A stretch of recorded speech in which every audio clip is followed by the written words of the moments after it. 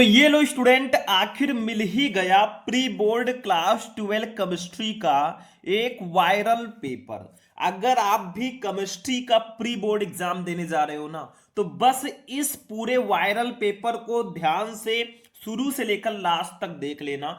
जैसे ही मुझे class 12 chemistry के प्री बोर्ड का ये वायरल पेपर मिला ना, देखो इसका पूरा सॉल्यूशन मैंने 10 से 15 पेज में लिख दिया है। और इस पेपर में जितने भी क्वेश्चन है ना, सारे बहुत ज्यादा इंपॉर्टेंट हैं आपके प्री बोर्ड के लिए भी और बोर्ड एग्जाम के लिए भी। तो बस वीडियो को आप लोग लास्ट तक देख लेना। मैं गारंटी लेता हूं ना, जब आपका रिजल्ट आएगा आप कम से कम 70 में 60 प्लस तो लाएंगे ही लाएंगे। लेकिन कब लेकर आएंगे? जब आप इस वीडियो को बहुत ही कंसंट्रेशन के साथ देखेंगे। एक भी क्वेश्चन ऐसा नहीं है, आप प्रीवियस ईयर पेपर उठाकर देख लो। मैंने इस वीडियो में प्रीवियस ईयर पेपर्स जो प्री बोर्ड के आए हैं ना, उसके क्वेश्चंस मैंने इसमें इंक्लूड किए हैं। तो चलिए स्टार्ट करते हैं। पेपर कोड है 348 WE। ये केमिस्ट्री यानी कि रसायन विज्ञान का प्री बोर्ड पेपर है। यहां पे अपना रोल नंबर डाल देना, यहां पर अपना नाम डाल देना। समय आपके पास 3 घंटे 15 मिनट रहेगा। पूर्णांक पूरे 70 नंबर का रहेगा और पूरे 70 नंबर के पेपर को हम इस वीडियो में सॉल्व करेंगे। टाइम कितना भी लग जाए उससे हमें मतलब नहीं है, हमें कुल मिलाकर सॉल्व करना है। ठीक है, आप लोगों से एक ही रिक्वेस्ट है कि बस वीडियो को ज्यादा से ज्यादा लाइक करना, चैनल को सब्सक्राइब कर लेना। जितना ज्यादा लाइक आएगा, जितना ज्यादा कमेंट आएगा ना, मैं उतनी जल्दी आपको इसका PDF दे दूंगा फ्री में। देखो नोट दिया गया है कि 15 मिनट आपको क्वेश्चन पेपर पढ़ना है। कुछ निर्देश दिए गए हैं कि सभी क्वेश्चन आपको करने हैं। गणनात्मक प्रश्नों की में गणना के समस्त पद लिखिए। जहां पे कैलकुलेशन हो ना, वहां पे कैलकुलेशन के सारे स्टेप लिखो। जहां आवश्यक हो रासायनिक समीकरण भी दीजिए, क्योंकि ये केमिस्ट्री है। ठीक है, अब चलिए पेपर को हम एकदम स्टार्टिंग से स्टार्ट करते हैं। सबसे पहले स्टूडेंट, आपको केमिस्ट्री के पेपर में 6 बहुविकल्पीय प्रश्न दिए जाते हैं, टोटल 6 नंबर के। आप लोग खुद ही देख लो, इस प्रश्न पत्र के प्रत्येक खंड में 4 विकल्प दिए गए हैं। सही विकल्प चुनकर उसे अपनी उत्तर पुस्तिका में लिखना है। जैसे एक एक क्वेश्चन को ध्यान से समझना। अभी हम पूरा पेपर सॉल्व करने वाले हैं। देखो का वाला, किसी विलयन के अणुसंख्य गुणधर्म निर्भर करते हैं। वो किस पर निर्भर करते हैं?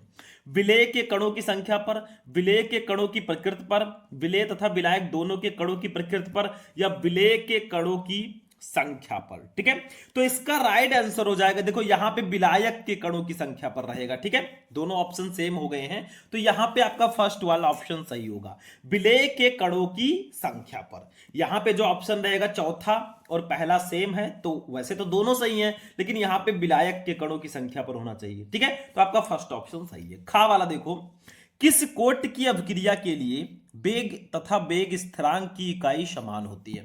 बताओ किस कोट की अभिक्रिया के लिए अभिक्रिया के वेग और वेग स्थिरांक दोनों का मात्रक समान होता है? शून्य, प्रथम, द्वितीय या तृतीय? भैया जो हमारा शून्य कोट की अभिक्रिया होती है ना, इसके लिए वेग तथा वेग स्थिरांक दोनों का मात्रक समान होता है। तो आपका फर्स्ट ऑप्शन बिल्कुल सही होगा, शून्य। ठीक है, समझ में आ रहा है? एक एक क्वेश्चन को बस समझो। गा वाले क्वेश्चन पे आ जाओ बच्चों। देखो गा वाला, Fe है यानी कि आयरन क्या है? S ब्लॉक का तत्व, P ब्लॉक का तत्व, D ब्लॉक का तत्व या F ब्लॉक का तत्व? भैया आयरन जो है ना, इसको D ब्लॉक के तत्व में रखा गया है। थर्ड ऑप्शन बिल्कुल सही होगा। बहुत इजी है, टेंशन मत लो। एक एक क्वेश्चन मैं बता रहा हूं। बाकी पूरे केमिस्ट्री के जितने भी ऑब्जेक्टिव क्वेश्चन है, सबको मैंने एक वीडियो में पढ़ा रखा है। आप लोग सर्च करना class 12 chemistry important objective question Shubham lecturer, आपको वो वीडियो मिल जाएगा। चलो घा वाला देखो, रोजेनमुंड अपचयन द्वारा प्राप्त होता है। क्या प्राप्त होता है? एल्डिहाइड, एल्कोहल, हाइड्रोकार्बन या एल्किल क्लोराइड? अरे भैया रोजेनमुंड अपचयन के द्वारा हम एल्डिहाइड को प्राप्त करते हैं। एल्डिहाइड का फंक्शनल ग्रुप CHO होता है, जैसे HCHO, फॉर्मल्डिहाइड, CH3CHO, एसिटाल्डिहाइड, ये सब। ठीक है, अंगा नंबर, एमिनो का जलीय विलयन होता है। एमिनो का जलीय विलयन कैसा होगा? अम्लीय, क्षारीय, उभयधर्मी या उदासीन? अरे भैया सिंपल सा है, उभयधर्मी होगा। एमिनो का जो जलीय विलयन होता है ना, वो उभयधर्मी होता है। लास्ट क्वेश्चन ऑब्जेक्टिव में रहेगा चा वाला, न्यूक्लिक अम्ल में न्यूक्लियोटाइड आपस में जुड़े होते हैं। बताओ न्यूक्लिक अम्ल में न्यूक्लियोटाइड आपस में किस बॉन्ड द्वारा जुड़े होते हैं? पेप्टाइड बंधन द्वारा, फास्फोडाइस्टर बंधन द्वारा, ग्लाइकोसाइडी बंधन द्वारा या हाइड्रोजन बंधन द्वारा। तो इसका राइट आंसर होगा बच्चों फास्फोडाइस्टर बंधन द्वारा ये जुड़े होते हैं, सेकंड ऑप्शन सही होगा। तो टोटल 6 क्वेश्चन थे बच्चों, एक एक नंबर के 6 नंबर आपको मिल चुके हैं, टेंशन मत लो। इसके बाद में देखो आप लोग बस हमें सपोर्ट करो, वीडियो को लाइक करो, चैनल को सब्सक्राइब करके हमारी फैमिली में जुड़ जाओ ना। मैं आपको ऐसे ऐसे वीडियोस दे दूंगा कि भाई वैसे आप बोर्ड एग्जाम में टॉपर बनोगे। दूसरे का काम, फैराडे के विद्युत अपघटन का द्वितीय नियम लिखिए। देखो फैराडे के विद्युत अपघटन का प्रथम नियम तो कई जगह पर आया है, लेकिन अब हमें द्वितीय नियम यहां पे पूछ लिया गया है, तो चलो लिखते हैं भैया। ये देखो 2 नियम फैराडे जी ने दिए थे। देखो केमिस्ट्री में जितने भी नियम हैं सारे नियम को आपको पढ़ना है बच्चों। वैसे फैराडे के विद्युत अपघटन का द्वितीय नियम क्या है, देखो इस नियम के अनुसार जब श्रेणी क्रम में जुड़े विभिन्न विद्युत अपघट्यों के विलयनों में समान मात्रा में विद्युत प्रवाहित की जाती है तो इलेक्ट्रोडों पर मुक्त या एकत्रित पदार्थों के द्रव्यमान उनके तुल्यांकी भारों के समानुपाती होते हैं। जैसे यहां पे 2 हमारे जार हैं, दोनों में इलेक्ट्रोड हैं, इन दोनों को श्रेणी क्रम में आपस में जोड़ दिया गया है और इनमें जो है धारा प्रवाहित की गई है। जैसे दोनों में जो धारा प्रवाहित की गई है ना, वो धारा है आई। और मान लो कि इसमें जो है विद्युत अपघट्य भी भरा है।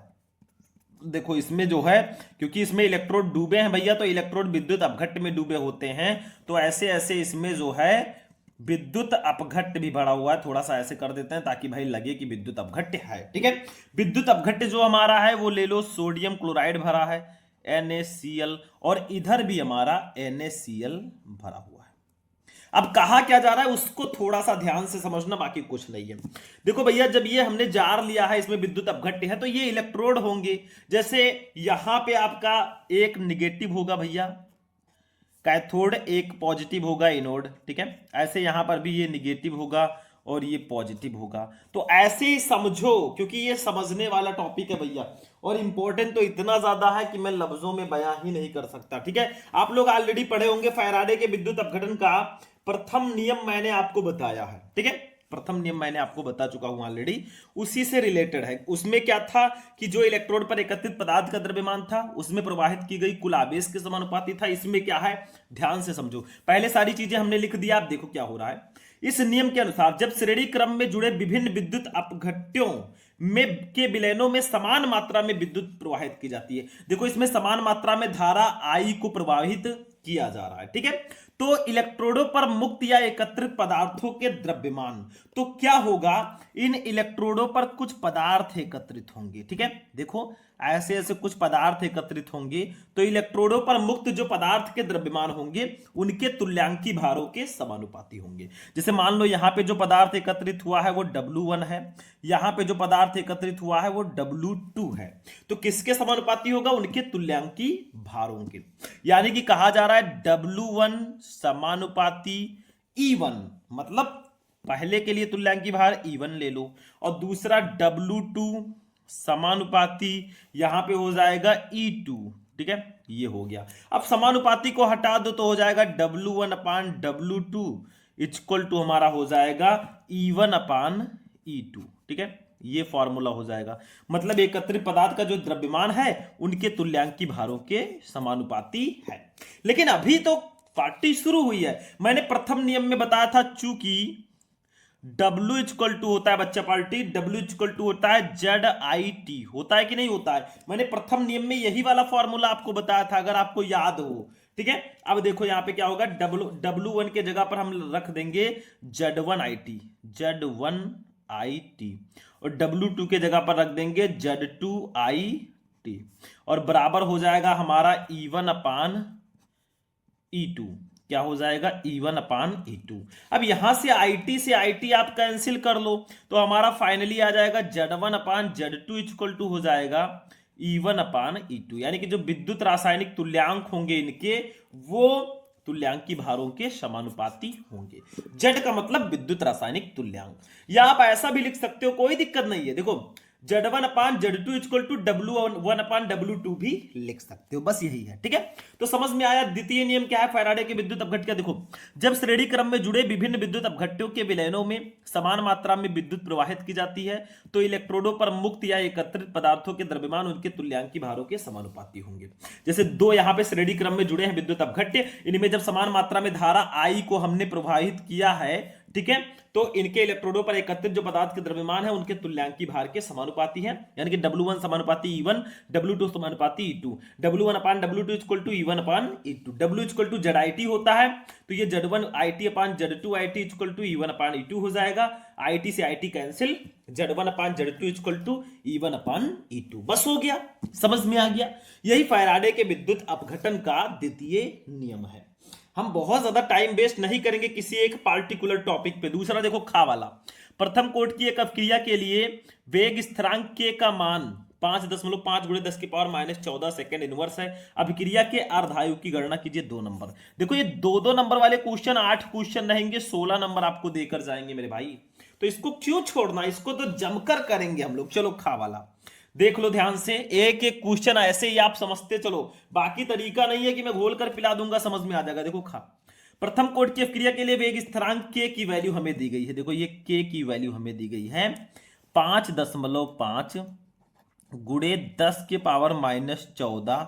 प्रथम कोट की अपक्रिया है तो मात्रक होगा सेकेंड इनवर्स। हमें टी हाफ की वैल्यू निकालनी है, मतलब अर्ध आयु काल की वैल्यू निकालनी है। तो एक काम करेंगे हम लोग, हमने एक फॉर्मूला आपको बताया था K equal to 0.6932 upon T half, ये हमारा K की वैल्यू होती है। पता है कि नहीं पता है भाई, मैंने पहले ही बता रखा है, क्यों नहीं पता होगा, बहुत आसान ही है। ठीक है, अब K बराबर हमारा हो जाएगा, देखो अब हमें टी हाफ निकालना है तो एक काम करेंगे, यहां पे टी हाफ को हम K के जगह पर ले आएंगे और K को उसके नीचे लेकर चले जाएंगे, तो 0.6932 अपान टी हाफ, ठीक है, अपान के हो जाएगा। के मतलब उसी फॉर्मूले से हम ये वाला फॉर्मूला हमने बना दिया है। अब यहां पे टी हाफ बराबर हो जाएगा, अब थोड़ा दिमाग लगाना है आपको, देखो ध्यान से, और इजी बहुत है। देखो 0.6932 अपान के की वैल्यू जो है ऊपर देखो कितना है 5.5 गुणे 10 की पावर माइनस 14, तो 5.5 गुणे 10 के पावर माइनस 14 है। ठीक है, इतना आ गया। अब हम एक काम करेंगे, ध्यान से समझना, टी हाफ बराबर हो जाएगा, देखो यहां ऊपर भी 10 से गुणा कर दो, नीचे भी 10 से गुणा कर दो, तो थोड़ा आसान हो जाएगा।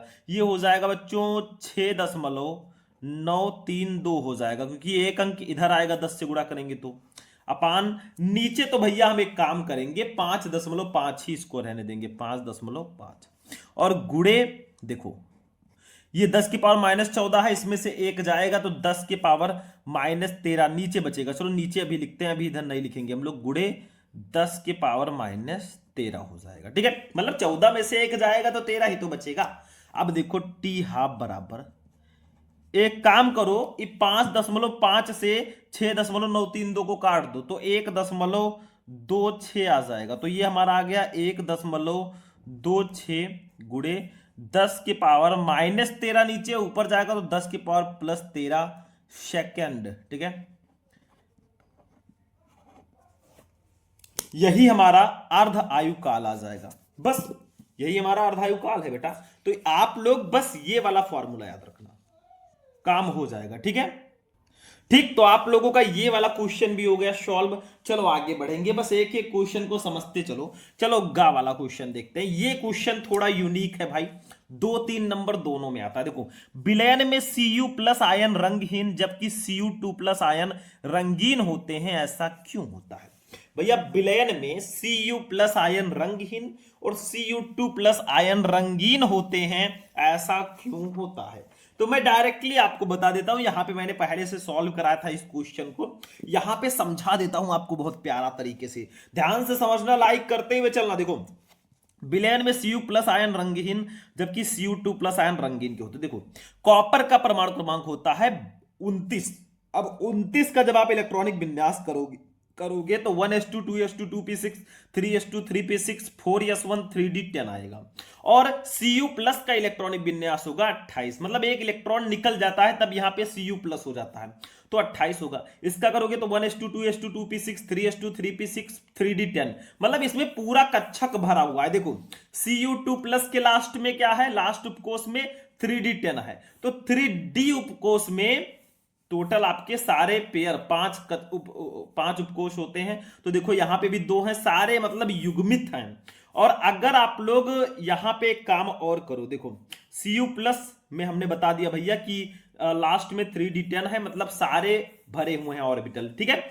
लेकिन Cu2 प्लस की जब हम बात करेंगे तो इसका जो इलेक्ट्रॉनिक विन्यास होगा, देखो यहां पे कॉपर का तो 29 होता है, Cu प्लस है मतलब एक इलेक्ट्रॉन निकलेगा तो 28 हो जाएगा। अब Cu2 प्लस मतलब 2 निकलेगा तो 27 होगा। Cu2 प्लस का जो परमाणु क्रमांक होगा वो 27 होगा। तो इसका जब हम इलेक्ट्रॉनिक विन्यास करेंगे तो 1s2 2s2 2p6 3s2 3p6 3d9, तो इसमें d उपकोष जो है ना पूर्ण रूप से इसमें इलेक्ट्रॉन नहीं हो पाएंगे। देखो सब युग्मित है लेकिन एक अयुग्मित इलेक्ट्रॉन इसमें है। तो देखो इसका रीजन क्या है, चूंकि Cu प्लस में सभी इलेक्ट्रॉन युग्मित हैं इसलिए Cu प्लस आयन रंगहीन है, और Cu2 प्लस आयन में एक अयुग्मित इलेक्ट्रॉन है इसलिए यह रंगीन है। रीजन यही है भैया कि Cu प्लस में देखो सारे इलेक्ट्रॉन युग्मित हैं इसीलिए ये रंगहीन होते हैं, और Cu2 प्लस में एक अयुग्मित इलेक्ट्रॉन है इसीलिए ये रंगीन है। बस हो गया, क्या करना था भाई, सिंपल सा था, मैंने बता दिया इसको। तो इसको अब ज्यादा आप सीरियस मत लेना, मैंने बता दिया है, बस आप इलेक्ट्रॉनिक विन्यास करके थोड़ा रीजन लिख देना भाई कि Cu प्लस में सारे इलेक्ट्रॉन युग्मित हैं इसीलिए ये रंगहीन है, और Cu2 प्लस में एक अयुग्मित इलेक्ट्रॉन है इसलिए ये रंगीन है। बस घा वाला देख लो, घा वाला क्वेश्चन, विलियमसन की संश्लेषण विधि द्वारा डाई एथिल ईथर बनाने की विधि एवं रासायनिक समीकरण लिखिए 2 नंबर। भैया मैं कितनी बार बताऊं विलियमसन संश्लेषण विधि, मैंने नेम रिएक्शन के वीडियो में भी इसको बता रखा। देखो विलियमसन की संश्लेषण विधि, सोडियम एथॉक्साइड को एथिल आयोडाइड के साथ गर्म करने पर डाई एथिल ईथर बनता है, बस इसी को हम विलियमसन संश्लेषण विधि कहते हैं। जैसे देखो सोडियम एथॉक्साइड का फॉर्मूला होगा C2H5ONa, ये है बेटा सोडियम एथॉक्साइड का फॉर्मूला। इसकी अब क्रिया करा देंगे एथिल आयोडाइड C2H5I से, एथिल आयोडाइड से हमने इसका रिएक्शन करा दिया है, मतलब इसको हम लोग कर लेंगे बच्चा पार्टी, गर्म कर देंगे, ठीक है, कर दिया।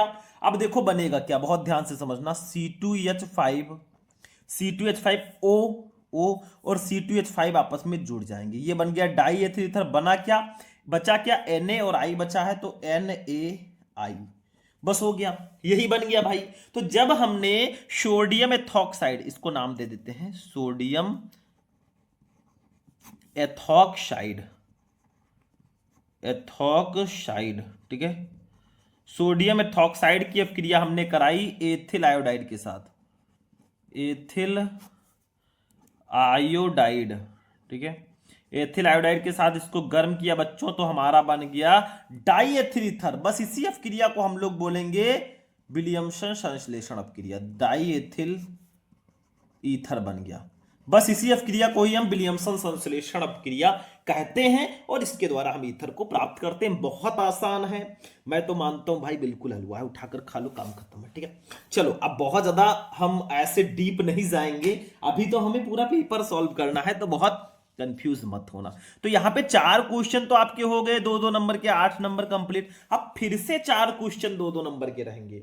सोचो, बस एक एक क्वेश्चन को आप करते चलो भाई, और हम करवाते जाएंगे, उसके लिए आप टेंशन बिल्कुल मत लेना। चलो तीसरे कक्का, 3 ग्राम यूरिया को 100 ग्राम जल में घोलने पर जल के क्वथनांक में उन्नयन की गणना कीजिए। जल के मोलल उन्नयन स्थिरांक का मान 0.52 केल्विन किलोग्राम प्रति मोल है।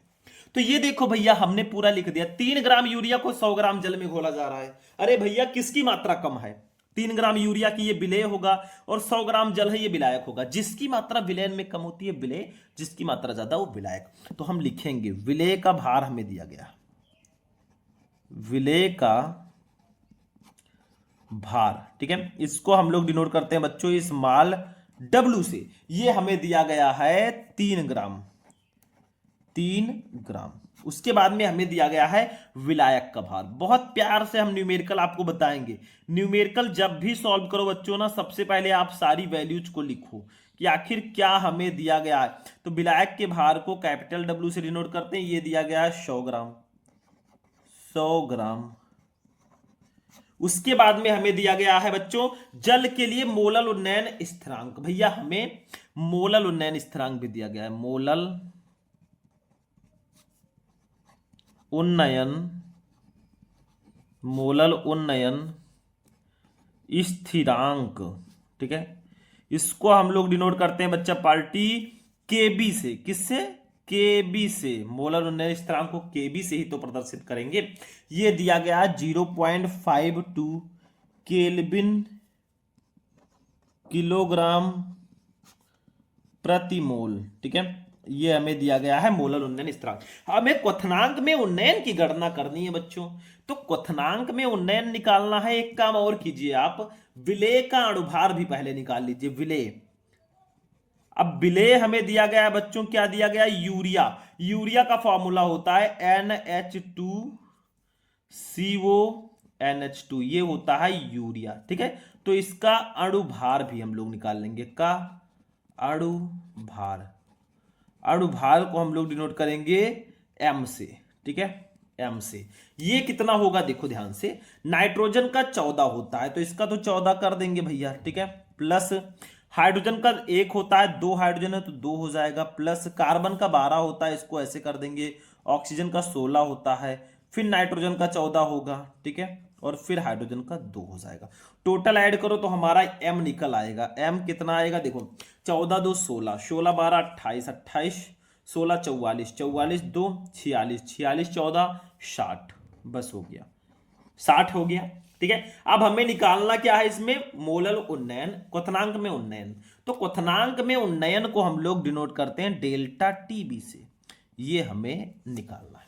तो बच्चों क्वथनांक में उन्नयन, ठीक है, लिख देता हूं मैं यहां पे, क्वथनांक में उन्नयन, ठीक है, उन्नयन। इसका जो फॉर्मूला होता है ना वो होता है डेल्टा टीबी बराबर, डेल्टा टीबी बराबर 1000 गुणे केबी गुणे स्मॉल डब्लू अपान M इंटू कैपिटल डब्लू। ये होता है क्वथनांक में उन्नयन का फॉर्मूला, ठीक है। बहुत आसान है, कुछ है नहीं, तो इसको हम थोड़ा सॉल्व करेंगे। अब डेल्टा टीबी हमें निकालना ही है तो इसको ऐसे रहने देंगे, बाकी सारी वैल्यूज रख देंगे। देखो 1000 वाले भैया 1000 ही रहेंगे। केवी की वैल्यू है 0.52 लिख देंगे, 0.52 गुणे यहाँ पे स्मॉल डब्ल्यू की वैल्यू है 3 तो इसको 3 कर देंगे, और अपान हो जाएगा M की वैल्यू है 60 हमने निकाल ली है अभी, और कैपिटल W की वैल्यू है 100 ग्राम, 100 ग्राम। एक काम करो, इस जीरो से इस जीरो को पहले कैंसिल करो भाई, बहुत झाम हमें नहीं करना है। हो जाएगा डेल्टा टीबी बराबर, देखो 100 को 0.52 से गुणा करोगे तो ये 52 हो जाएगा, और गुणे 3 अपान हो जाएगा 60 को 110 से 600 इतना हो गया। इसको गुणा कर दो 156 हो जाएगा, अपान 600 हो जाएगा, ठीक है। काट दो भैया तो 0.26 आ जाएगा, ठीक। तो ये हमारा आ गया है डेल्टा टीबी बराबर 0.26 केल्विन, केल्विन, और यही हमारा आंसर हो जाएगा। बस बस बेटा, यही हमारा क्वथनांक में उन्नयन हो जाएगा। समझ में आ गया? बहुत सिंपल है, कुछ करना नहीं है। ये वाला फॉर्मूला आप याद रखना, बाकी कोई भी न्यूमेरिकल आ जाए ना, सबको चुटकियों में हम सॉल्व करेंगे, ठीक है। चलो आगे बढ़ते हैं। ये भी न्यूमेरिकल हमारा हो चुका है, यानी कि 2 नंबर और हम कंप्लीट कर चुके। अब चलिए खा वाला, उपसह संयोजन यौगिकों में केंद्रीय परमाणु को उदाहरण सहित समझाइए। भैया उपसह संयोजन यौगिकों में केंद्रीय परमाणु क्या होता है? देखो उपसह संयोजन यौगिकों में केंद्रीय परमाणु वे धातु परमाणु या आयन जो परमाणुओं अथवा परमाणुओं के समूह द्वारा अस्थायी रूप से जुड़े होते हैं, केंद्रीय परमाणु या आयन कहलाते हैं। जैसे एग्जाम्पल हम समझ लेते हैं भाई, एग्जाम्पल के बिना तो मजा ही नहीं आएगा। एक एग्जाम्पल है K4 FeCN, FeCN6, ये एक उपसंयोजन यौगिक है। अब यहां पे बच्चों जो CN है ना, यहां पे देखो जो CN माइनस के रूप में ये होता है, ये लिगैंड है। क्या है ये लिगैंड है। अभी थोड़ा सा लिगैंड के बारे में भी हम समझ चुके हैं ऑलरेडी। और इसके साथ में लिगैंड के साथ जो अस्थायी रूप से जुड़ा है, देखो ये समूह लिगैंड द्वारा अस्थायी रूप से जुड़ा है, जो ये Fe है ना बच्चों, Fe, ये Fe2+ के रूप में होता है, Fe2+, और यही हमारा है केंद्रीय परमाणु। केंद्रीय परमाणु मतलब जो हमारे लिगैंड से अस्थायी रूप से जुड़ा है वही केंद्रीय परमाणु या आयन कहलाता है। ठीक है, बस यही है। यही उपसंयोजन यौगिकों में केंद्रीय परमाणु पूछा गया था। तो देखो, वे धातु परमाणु या आयन जो परमाणुओं अथवा परमाणुओं के समूह यानी कि लिगैंड द्वारा अस्थायी रूप से जुड़े होते हैं केंद्रीय परमाणु अथवा आयन कहलाते हैं। जैसे K4FeCN6, इसमें CN- लिगैंड है और Fe2+ केंद्रीय परमाणु है। बस हो गया, बस। चलो आगे बढ़े बच्चों, ये भी क्वेश्चन हो गया। लेकिन अभी कहां, अभी तो और भी आगे जाना है। अभी तो मापी है मुट्ठी भर जमी हमने, अभी तो सारा आसमान बाकी है। चलो गा, आप बेंजीन को बेंजोइक अम्ल में कैसे परिवर्तित करेंगे? भाई बेंजीन को बेंजोइक अम्ल में कैसे परिवर्तित करेंगे, इसको भी हम नीचे थोड़ा जान लेंगे भैया। अरे बेंजीन का फॉर्मूला पता है आप लोगों को कि नहीं पता है? संरचना सूत्र मैं बता देता हूं। फॉर्मूला C6H6 होता है। ये देखो, ये देखो, ये देखो, ये है बच्चों बेंजीन। इसको बदलना है बेंजोइक अम्ल में, तो सबसे पहले इसको हम क्या करेंगे, इसकी अभिक्रिया करा देंगे CH3Cl और निर्जल AlCl3 से। ठीक है, इससे रिएक्शन करा देंगे बेंजीन का, तो फाइनली हमारा बन जाएगा बच्चों, देखो ध्यान से, ये देखो यहां पे सबसे पहले हमारा एक मध्यवर्ती यौगिक बनेगा जिसके ऊपर ये CH3 ऐड हो जाएगा बेंजीन के ऊपर। इसका नाम हो जाएगा बच्चों टालुइन, इसको हम लोग बोलते हैं टालुइन। फिर इसका रिएक्शन हम लोग करा देंगे किससे? पोटेशियम परमैंगनेट से, KMnO4 से। ठीक है, और इसका ऑक्सीकरण कराएंगे बच्चों, ऑक्सीकरण। तो हमारा फाइनल जो कंपाउंड बनेगा ना, वो देख लो थोड़ा सा। एक बेंजीन रिंग हमारा खूब प्यारा सा बन गया है बच्चों, सेम बेंजीन रिंग ये, और ऊपर हमारा जुड़ जाएगा COOH, यानी कि ये COOH बन जाएगा। बस यही हमारा रिएक्शन है। इनका नाम है बेंजीन, इनका नाम है बेंजीन। जब इसका रिएक्शन हमने मेथिल क्लोराइड के साथ निर्जल LCl3 की उपस्थिति में कराया तो टालुइन बना। क्या?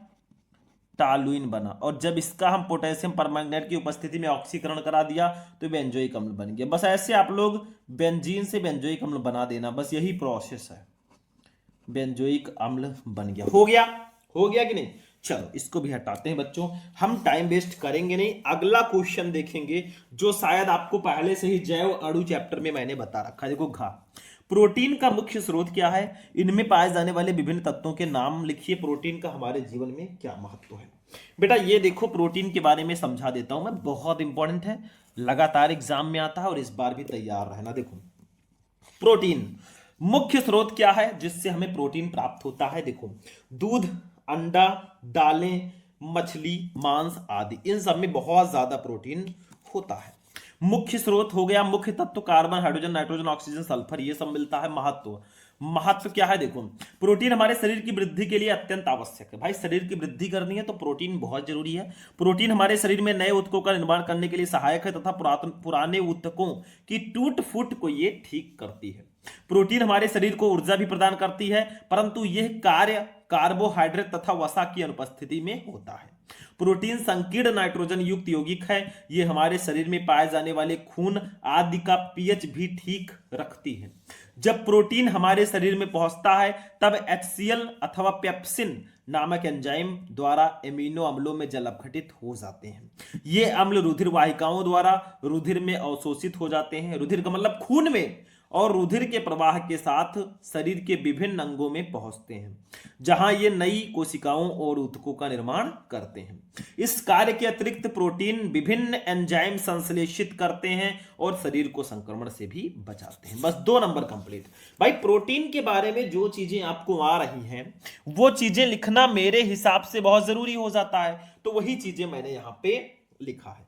बाकी हो गया 4 क्वेश्चन यहां पर भी हो गए 2-2 नंबर के, 8 नंबर कंप्लीट हो गए।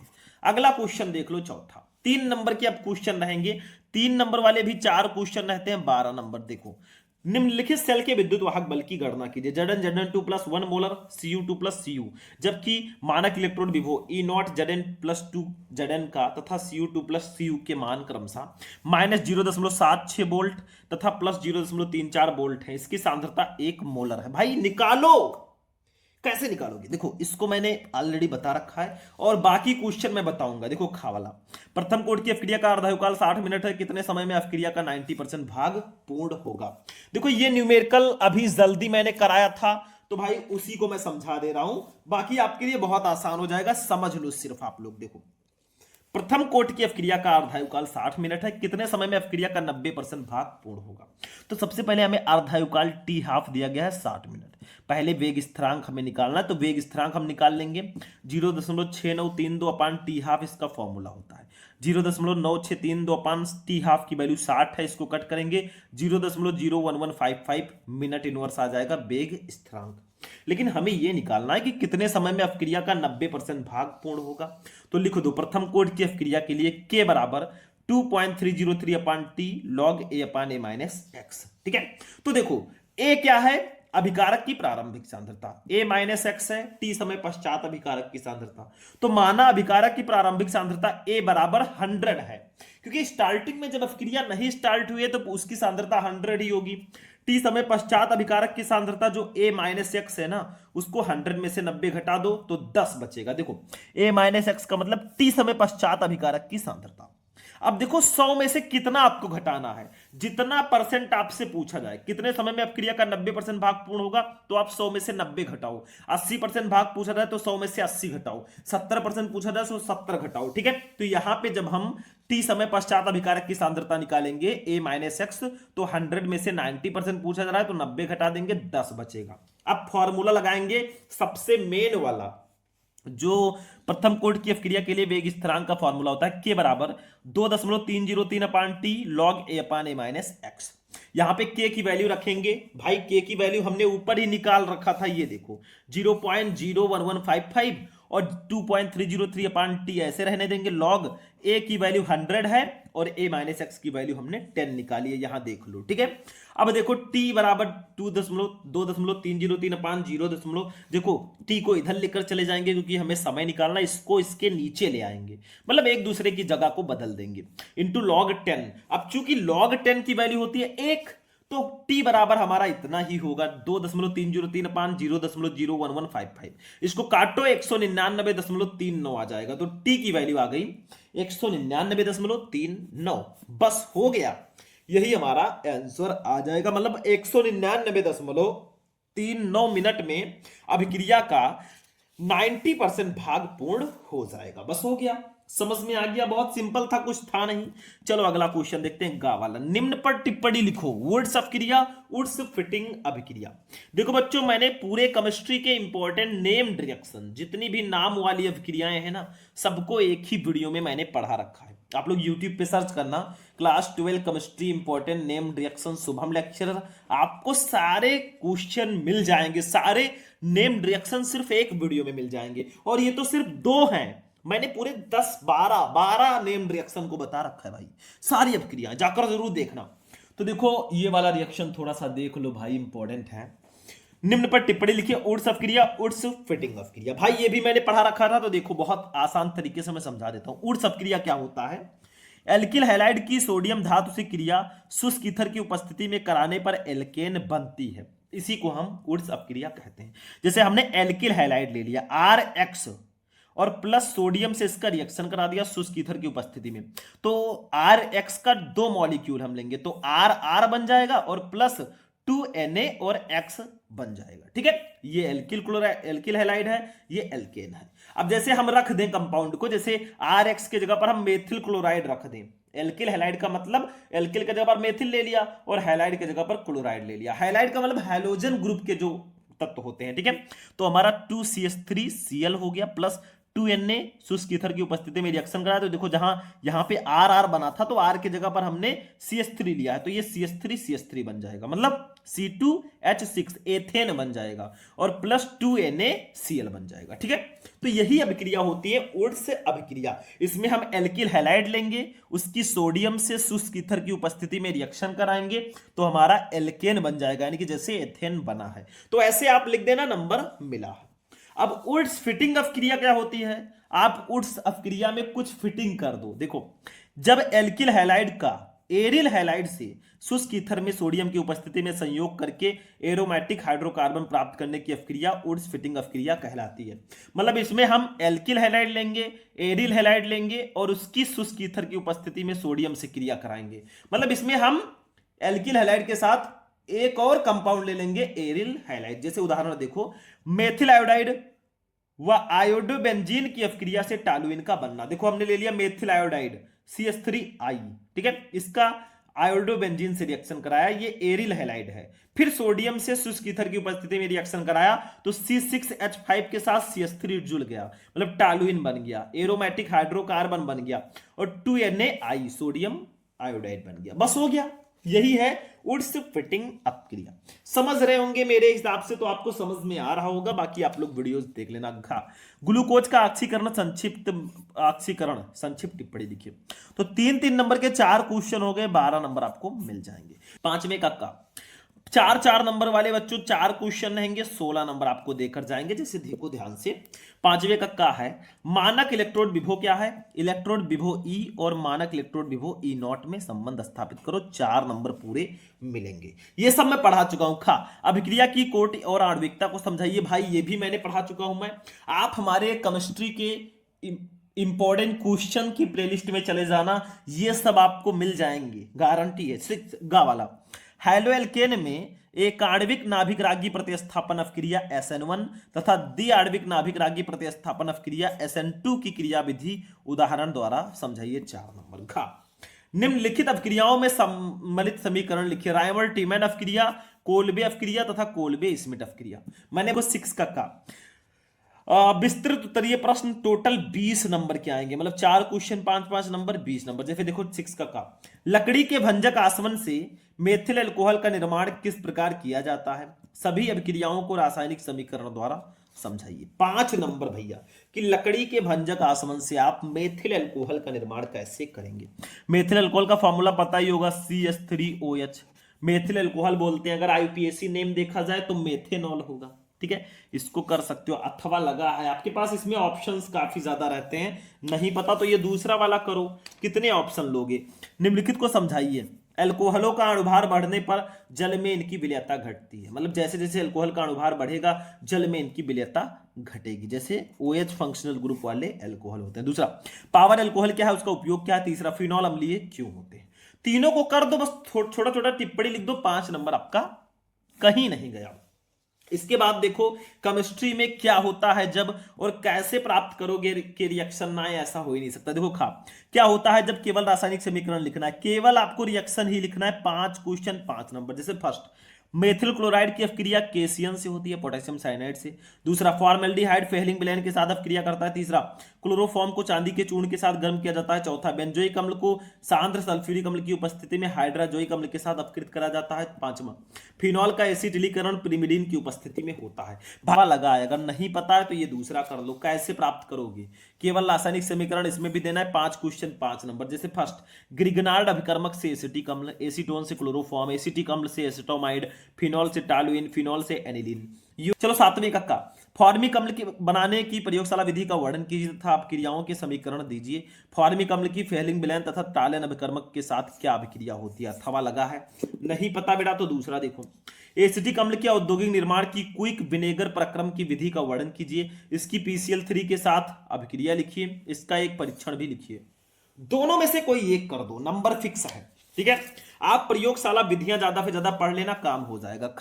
प्रोटीन के संदर्भ में निम्नलिखित को परिभाषित कीजिए। पेप्टाइड बंध, प्राथमिक संरचना तथा विकृतीकरण, इन सबको थोड़ा डिटेल में बताओ भाई। 5 नंबर। अथवा लगा है, ग्लूकोसाजोन, ग्लूकोनिक अम्ल एवं सार्बिटाल को ग्लूकोज से कैसे प्राप्त करोगे? जैव अणु का क्वेश्चन है ये दोनों। तो भाई ये आपका पूरा केमिस्ट्री का पेपर है। मैंने बताया 6 नंबर के बहुविकल्पीय और 16 नंबर के अलग उत्तरीय, और 13 नंबर सॉरी 12 नंबर का अलग उत्तरीय रहेगा 3 नंबर वाला, और 16 नंबर का 4 नंबर वाला, और 20 नंबर का लॉन्ग क्वेश्चन। टोटल जोड़ो तो देखो 16 16 32 6 38 12 50 और 20 70 नंबर। ठीक है,